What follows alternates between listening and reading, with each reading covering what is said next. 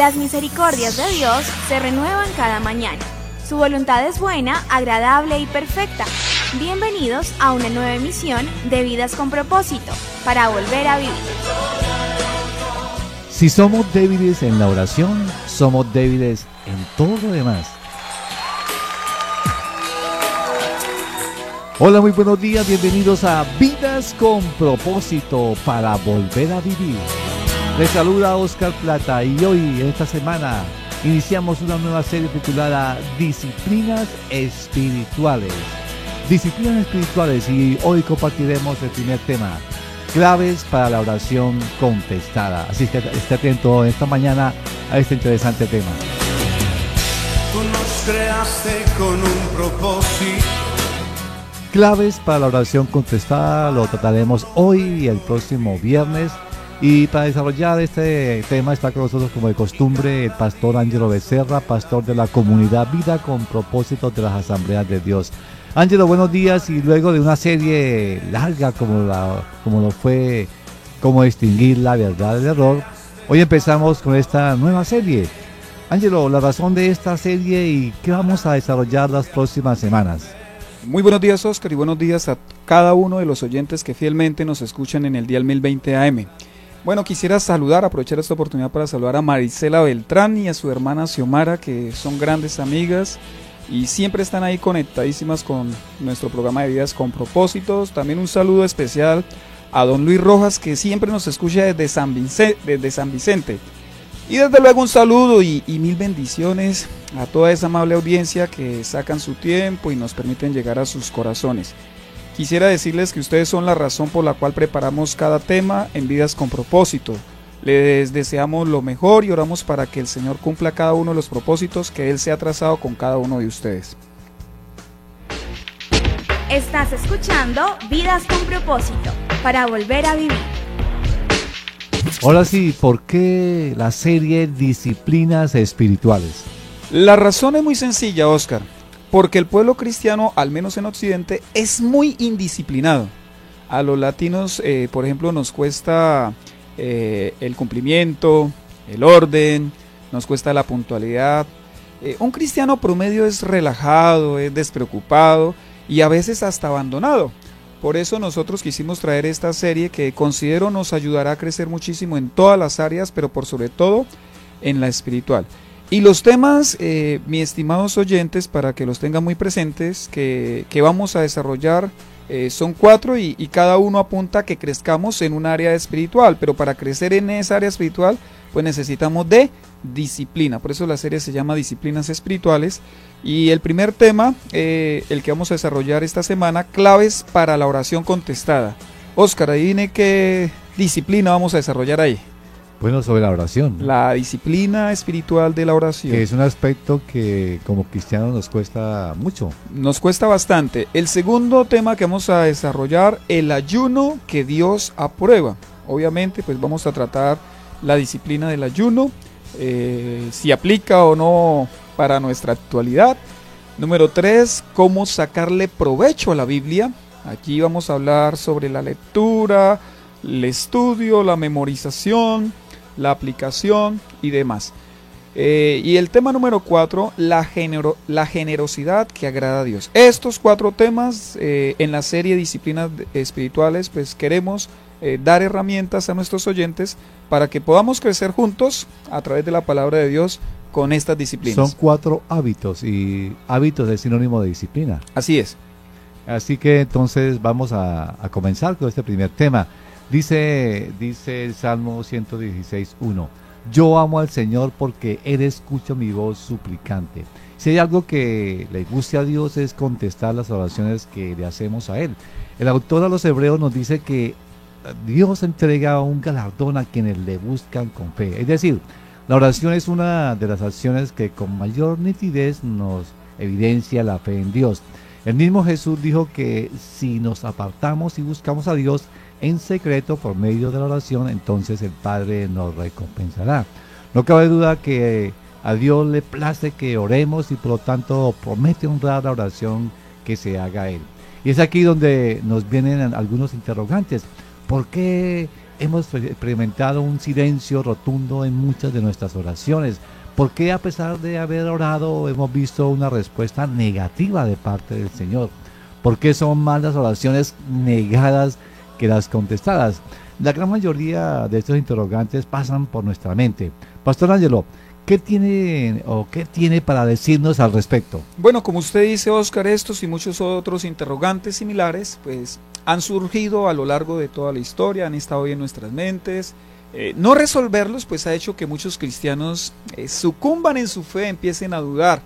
Pero la Biblia, déjeme decirle que se ocupa del tema y nos da luces que iluminan nuestro entendimiento. Si bien la Biblia dice que Dios contesta la oración, eso es muy claro, también dice que hay lo que yo llamaría claves, ¿sí?, para que tal oración sea contestada.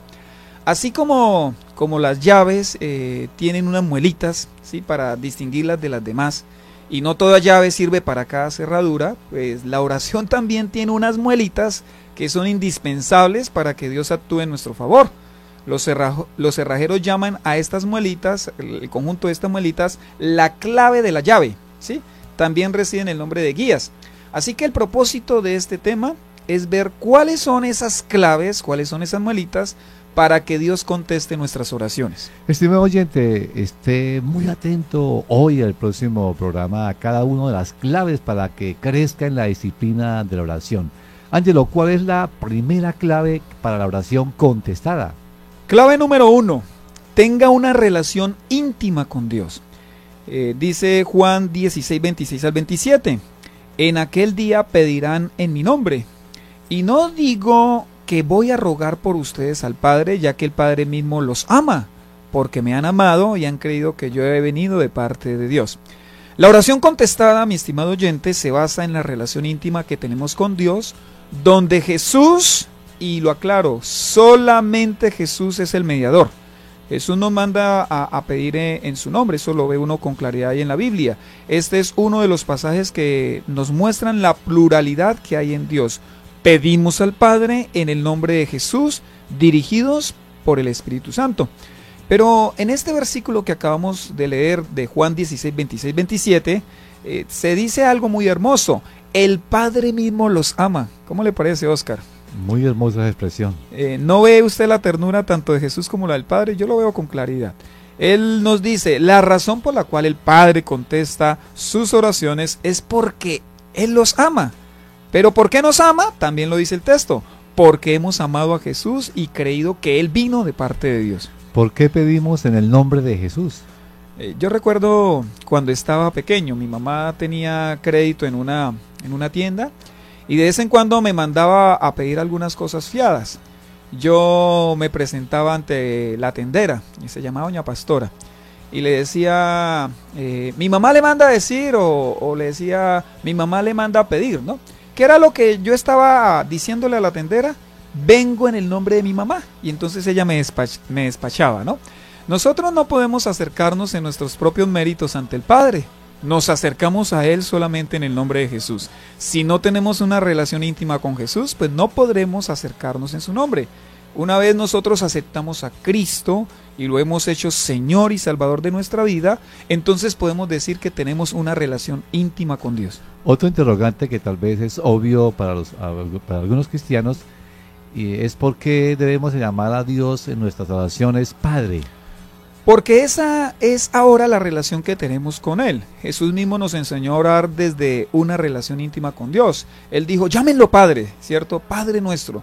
Dios es el soberano del universo, Él es el omnipotente, Él es omnisciente, omnipresente y todo lo demás. Pero si usted tiene una relación íntima con Jesús, entonces ahora Dios también es su Padre. Y como Padre, pues se ha comprometido a velar y a proveer para nuestras necesidades. En calidad de hijo de Dios y porque tengo una relación íntima con Él, es que yo ahora puedo acercarme con confianza y pedirle lo que necesito. Imagínese que cualquier niño de mi vecindario, de mi barrio, se me acercara y me dijera, necesito un par de zapatos.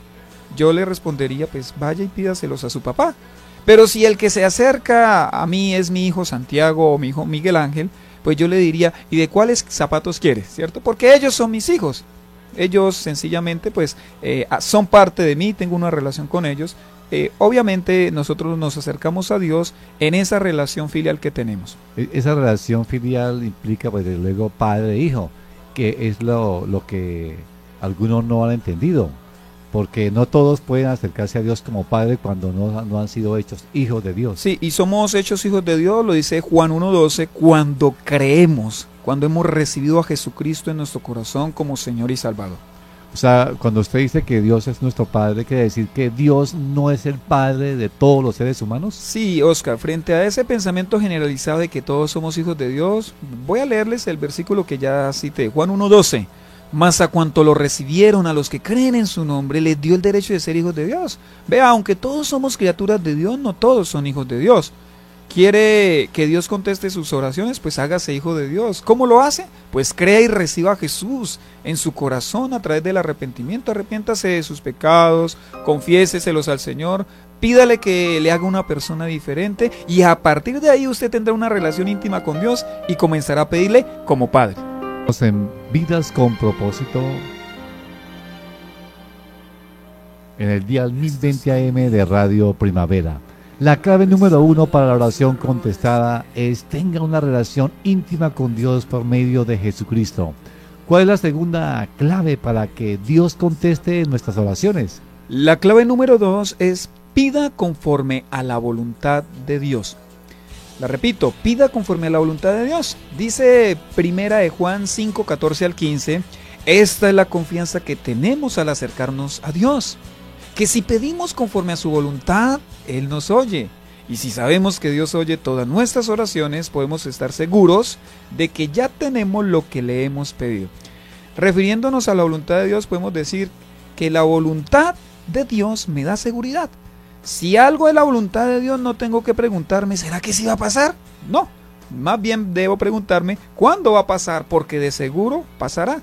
Así que frente a nuestras peticiones, lo que tenemos que examinar no es nuestros deseos, sino cuáles son los deseos de Dios, cuál es la voluntad de Dios. ¿Qué pasa si insistimos en pedir al Padre algo que no es su voluntad?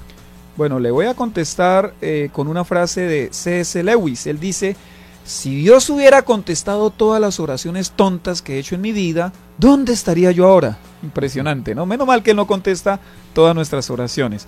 Son muchos los cristianos que piden cosas que no deberían pedir.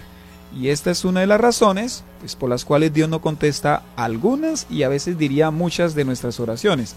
Dice Santiago 4:3, y cuando piden, no reciben porque piden con malas intenciones. Imagínense cristianos pidiendo con malas intenciones, para satisfacer sus propias pasiones. Oraciones egoístas. Oraciones egocéntricas, oraciones para nuestros propios propósitos. ¿Qué cosas, por ejemplo, no deberíamos pedirle a Dios? No le pida a Dios, por ejemplo, que le quite la vida a su suegra, ¿sí?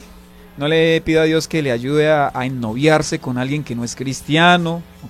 No le pida que bendiga su negocio si este es ilícito, ¿cierto? No le pida que se vengue de su enemigo, que le ponga un cáncer a su enemigo. No le haga esas peticiones al Señor. No le pida al Señor que usted se gane el baloto, el chance, la lotería. Le recuerdo que los cristianos no participamos de esos juegos. No le pida que la selección Colombia gane la Copa América Centenario. No le pida que le ayude a divorciarse de su cónyuge o que su cónyuge se muera. No le pida que lo haga invisible cuando usted está cometiendo una infracción de tránsito a propósito, ¿no? Bueno, hay muchas cosas que a veces por ignorancia le pedimos a Dios, y cuando es claro por la Biblia que eso no es la voluntad de Dios. Ni siquiera deberíamos hacer tal oración. ¿Y cómo hacemos cuando no sabemos si algo es o no la voluntad de Dios? Bueno, como en muchas ocasiones, pues no sabemos distinguir si algo es o no esa voluntad de Dios, entonces debemos pedirle al Señor, en medio de nuestra oración, eso que estamos pidiendo, que se haga siempre su voluntad, y estar dispuestos a aceptarla. Vea cómo oró Jesús, Mateo 26:39. Yendo un poco más allá, se postró sobre su rostro y oró: Padre mío, si es posible, no me hagas beber este trago amargo, pero no sea lo que yo quiero, sino lo que quieres tú. Y por favor, mi estimado oyente, nunca olvide que por su propio bien, no debe tratar de imponer su voluntad por sobre la voluntad de Dios. Aunque muchas veces nosotros no lo entendemos, la voluntad de Dios siempre será mejor que la nuestra. Su voluntad es buena, agradable y perfecta. Yo conozco, Óscar, a una mujer que que a la brava quiso imponer su voluntad frente a la de Dios y se casó con alguien que no debió casarse. Ahora que ha sufrido muchísimo en el matrimonio, entonces lo que ronda por su cabeza, por su mente, es: ¿será que la voluntad de Dios es que me separe? Pues otra vez la quiere embarrar. No hagamos nuestra voluntad, hagamos siempre la voluntad de Dios. Ya que estamos hablando de la voluntad de Dios, ¿qué relación debe tener la oración con la sana doctrina? Bueno, esta es una excelente pregunta, Oscar, porque los cristianos en nuestra indisciplina somos dados al desequilibrio, ¿no? Por ejemplo, hay cristianos que oran y oran y oran, pero jamás le dedican tiempo a leer y estudiar la Biblia. Pero también hay cristianos que estudian y estudian y estudian la Biblia, pero no sacan tiempo para orar al Señor. Los dos extremos son viciosos y peligrosos. Vea como dice Paul Washer. Él dice: si solo estudias la Biblia y no oras, te convertirás en alguien con el corazón duro. Y si solo oras, pero no estudias la Biblia, te convertirás en un sentimentalista que será arrastrado por cualquier viento de doctrina. Yo diría entonces que la sana doctrina nos llevará a orar, y la oración nos llevará a seguir solo la sana doctrina. ¿Podría decirse que los cristianos deberíamos guiar nuestras oraciones por el conocimiento bíblico que tenemos? Exacto, Oscar. Y esto es lo que se conoce como la exégesis del espíritu. Es decir, entender lo que dice cierto pasaje de la Escritura y orar a Dios según las verdades que dice ese pasaje. Por ejemplo, si leyéramos el Salmo 23, nosotros guiados por ese salmo podríamos decirle algo más o menos así al Señor: Señor, gracias porque delante de ti me siento como una ovejita. Padre, si te tengo a ti no me importa que falte todo lo demás. Tú eres mi Señor y yo vivo para obedecerte. Gracias, Señor, por estar tan pendiente de mi vida. Señor, solo en ti encuentra descanso mi alma. Estas y muchas otras oraciones podríamos hacerlas guiados por las verdades eternas del Salmo 23. Ángelo, esto que usted acaba de hablarnos se le ha denominado orar la palabra. ¿Podría ampliarnos un poco más este método de oración para que los oyentes que lo deseen lo puedan implementar o practicar en sus tiempos con Dios? Por supuesto, Oscar. El orar la palabra es un método devocional de oración.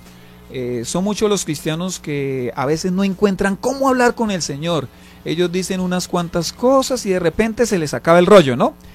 No encuentran nada más que decir y bueno, pues al orar la palabra, el creyente podrá descubrir verdades eternas que han estado ahí siempre en la Biblia y cobrarán realidad en su mente y en su corazón. Así que cuando nosotros oramos la palabra, estamos siendo totalmente guiados por la voluntad de Dios, pues es el Señor el autor de la palabra, ¿no? ¿Cómo se ora la palabra? Básicamente debemos hacer 4 pasos sencillos en el orar la palabra. Número 1, el primer paso es leer. El número 2 es reflexionar. El tercero, orar. Y el cuarto, actuar. ¿Qué se hace o cómo se hace el leer? En el leer, nosotros debemos responder a la pregunta: ¿qué dice el texto? Es, digamos, una lectura atenta, una lectura pausada, contemplativa de un pasaje bíblico completo. Es decir, una porción de la Biblia que no quede a medias en sus ideas. Aquí lo que se procura es leer en la medida de las posibilidades. Por ahí 3 versiones diferentes de la Biblia para lograr una mayor comprensión de lo que el texto dice. Yo recomiendo leer, por ejemplo, en la versión Reina Valera, en la Nueva Versión Internacional y en la PDT, Palabra de Dios para Todos, o inclusive en la Dios Habla Hoy. Cualquiera de esas 4 versiones nos podrían ser útiles para iniciar el proceso de orar la palabra leyendo la palabra. No, después de leer sigue el reflexionar. ¿Cómo se hace la reflexión? En el reflexionar o meditar también se le conoce con ese nombre, respondemos a la pregunta: ¿qué me dice el texto? En el leer, ¿recuerda cuál era la pregunta, sí, Oscar? ¿Qué dice el texto? Y en esta, ¿qué me dice el texto? Aquí buscamos el sentido que el pasaje tiene para cada uno, o sea, lo que el pasaje tiene para mí. No hay que forzar el texto, pero sí estar dispuesto a que el Espíritu Santo hable a nuestro corazón sobre lo que particularmente el texto bíblico nos dice. Es aquí donde el Señor nos consuela, es aquí donde el Señor nos anima, nos da nuevas fuerzas, pero también es aquí donde el Señor nos corrige, Él nos reprende, nos señala nuestros pecados. Aquí aprendemos verdades que antes pues habíamos pasado por alto. Después viene el orar. ¿Qué se hace en el momento de la oración? En el orar respondemos a este interrogante: ¿qué me hace decir a Dios? ¿Sí? Este espacio es el tiempo de oración en el cual decimos al Señor lo que el texto genera en nuestro interior. Digamos que es la respuesta a los dos pasos anteriores. Es aquí donde nosotros abrimos nuestra boca, ya no abrimos el corazón, sino nuestra boca, para contestarle según Él nos haya hablado. Aquí es cuando le alabamos, cuando le contamos ese problema. Bueno, si el texto me permite hacerlo. Le adoramos, le pedimos perdón, intercedemos, rogamos, suplicamos. Finalmente viene el actuar, la parte práctica. ¿Aquí qué se hace? En el actuar también respondemos a una pregunta. La pregunta es esta: ¿qué hacer a partir de ahora? Y este es un espacio de resolución para asumir lo que en oración el pasaje sugiere como la voluntad divina para transformar o para mejorar nuestra vida y la de los hermanos. Digamos que este es el tiempo de las decisiones radicales, ¿cierto? Porque el texto me habló, ahora yo respondo al texto. Nosotros no podemos seguir siendo lo mismo después de haber orado. Por lo general lo que se recomienda es que estas resoluciones se escriban, ¿cierto? Y se tengan muy en cuenta para no olvidarnos de los compromisos hechos en la presencia de Dios. ¿Qué ventajas ve usted de esta, digamos, de este medio, de esta forma o de esta, digamos, metodología en el orar, que se llama orar la palabra? Antes de decirle las ventajas del orar la palabra, quisiera aclarar que esta no es la única forma de orar, ¿no? Pero desde luego es una herramienta muy útil para crecer en la oración. Las ventajas que yo veo en esta forma de oración son: número uno, yo estoy siendo guiado por la misma Biblia al orar, y eso me parece supremamente valioso. Dos, no tengo que inventarme nada, solo debo dejarme llevar por las mismas verdades de la palabra. Número tres, hay interacción, es decir, es una comunicación bidireccional. Dios me habla a mí por medio de la Biblia y yo le respondo a Él por medio de la oración. Y número cuatro, es propositiva, o sea, me ayuda a tomar decisiones de cambio. Hay gente que ora, pero no decidió cambiar, no tomó decisiones de nada. Entonces, en el orar la palabra, como es parte del orar la palabra, el último punto que es actuar, entonces yo voy a pensar que a partir de ahora, ¿qué voy a hacer con respecto a eso que Dios me dijo? Creo yo que es bastante útil y saludable para todo cristiano. Estás escuchando Vidas con Propósito, para volver a vivir. Hasta aquí hemos visto o hemos revisado las dos primeras claves para la oración contestada. Número uno, tenga una relación íntima con Dios por medio de Jesucristo. Y número dos, pida conforme a la voluntad de Dios. ¿Cuál es la tercera clave, Ángelo, para que Dios conteste nuestras oraciones? La clave número 3, saque tiempo. La repito, saque tiempo. La oración requiere de tiempo, ¿cierto, Oscar? Es lo que a veces más nos cuesta. Si no sacamos el tiempo, entonces nunca podremos orar. Son muchos los cristianos que pretenden que esto surja de manera espontánea, pero lo cierto es que si no decidimos cada día apartar tiempo para orar, entonces nunca lo vamos a hacer. Mire lo que hacía el Señor Jesús. Voy a leer algunos pasajes rápidamente. Lucas 5:16. Él por su parte solía retirarse a lugares solitarios para orar. Marcos 1:35. Muy de madrugada, cuando todavía estaba oscuro, Jesús se levantó, salió de la casa y se fue a un lugar solitario donde se puso a orar. Lucas 11:1. Un día estaba Jesús orando en cierto lugar. Cuando terminó, le dijo uno de sus discípulos: Señor, enséñanos a orar, así como Juan enseñó a sus discípulos. Y Lucas 6:12 dice: por aquel tiempo se fue Jesús a la montaña a orar y pasó toda la noche en oración a Dios. O sea, siempre vemos que Jesús sacó tiempo para orar. Ángelo, son muchos los cristianos que piensan que a pesar de querer orar, no tienen tiempo para hacerlo. ¿Qué les diría? Yo les diría con mucho cariño a estos cristianos que no pueden tener más ocupaciones que las que tenía Jesús, ¿no? Y sin embargo, Él siempre halló tiempo, o más bien, siempre sacó tiempo para orar.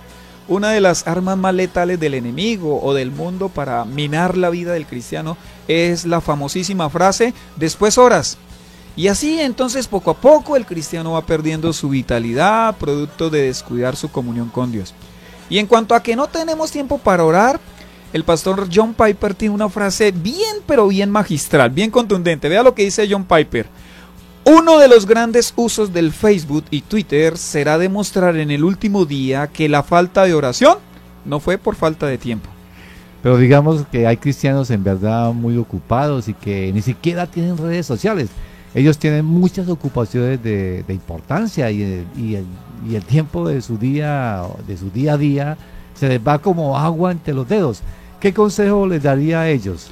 Yo les diría que tendrán que evaluar muy bien sus prioridades. O sea, no puedo decir que Dios es importante para mí si no aparto un tiempo cada día para hablar con Él y estar en su presencia. Ahora, cuando yo me disciplino, que es de lo que estamos hablando en esta serie, ¿cierto? Entonces, establecer el hábito de la oración diaria me va a enseñar que soy más proactivo y me ayudará a verme más proactivo. Inclusive voy a ser más productivo cuando oro que cuando decido no hacerlo. Martín Lutero, por ejemplo, el gran reformador del siglo XVI, solía decir: tengo tantas cosas que hacer que pasaré las primeras 3 horas orando. ¿Cómo le parece? Mucho se ha discutido, Ángelo, sobre el tiempo que el cristiano debe dedicarle a la oración. Algunos dicen que como mínimo el cristiano debe orar 1 hora al día. ¿La Biblia establece una norma de cuánto debe ser el tiempo de oración? Los que dicen que la oración debe ser por lo menos de 1 hora al día usan el pasaje de cuando Jesús estuvo orando en el huerto de Getsemaní y le reclamó a Pedro, Juan y Jacobo porque ni siquiera habían velado 1 hora con él. Pero de aquí no podemos concluir que el Señor nos esté ordenando a que oremos por lo menos 1 hora diaria. Claro que si lo podemos hacer, pues, y lo hacemos bien, pues excelente que lo hagamos. Lo que yo puedo ver por la Escritura es que los cristianos oran, ¿sí? Un cristiano ora, ¿cierto? Eso es claro por la Escritura. Y lo tiene como un hábito inquebrantable. El tiempo se verá supeditado a la madurez, a la comprensión y a la obediencia para hacerlo. Por ejemplo, es de esperar que un recién convertido no tenga la capacidad de orar 1 hora. Aunque hay sus excepciones, hay cristianos recién convertidos que lo hacen. Del mismo modo, podríamos decir que se puede esperar que un cristiano de ya varios años de convertido sea capaz de orar 1 hora y hasta más, pues ya ha crecido en su comunión con Dios. En ese orden de ideas, entonces estoy de acuerdo con lo que dice Leonard Ravenhill. Él dice: dime cuánto tiempo pasas a solas con Dios y te diré qué tan espiritual eres. ¿Y qué de las posturas en la oración? ¿Debemos orar de pie, sentados, de rodillas o inclusive hasta acostados? No hay una norma bíblica como para decir que tenemos que orar de tal o de cual manera, pero con la frase, esa famosísima frase, Dios mira el corazón, creo que muchos cristianos han caído en un folclorismo que raya en la irreverencia para con Dios. Miremos cómo oraba Pablo, incluso cómo oraba el Señor Jesucristo, y vamos a imitarles, a seguir su ejemplo. Efesios 3:1 dice: por esta razón yo, Pablo, prisionero de Cristo Jesús, por el bien de ustedes los gentiles, me arrodillo en oración. Efesios 3:14, por esta razón me arrodillo delante del Padre. Lucas 22:39-41 dice: Jesús salió de la ciudad y como de costumbre se dirigió al monte de los olivos y sus discípulos lo siguieron. Cuando llegaron al lugar les dijo: oren para que no caigan en tentación. Entonces se separó de ellos a una buena distancia, se arrodilló y empezó a orar. Bueno, ya ese tema está muy interesante, pero ya el tiempo ha pasado. Así que, apreciado oyente, el próximo viernes continuamos con la segunda parte de este tema, claves para la oración contestada. Si desea comunicarse con nosotros, nos puede llamar al teléfono 316-404-3113, 316-404-3113, o nos puede escribir cualquier comentario a nuestro correo electrónico comunidadvidaconpropósito@gmail.com. Gracias por escucharnos, les deseamos que pasen un día muy feliz.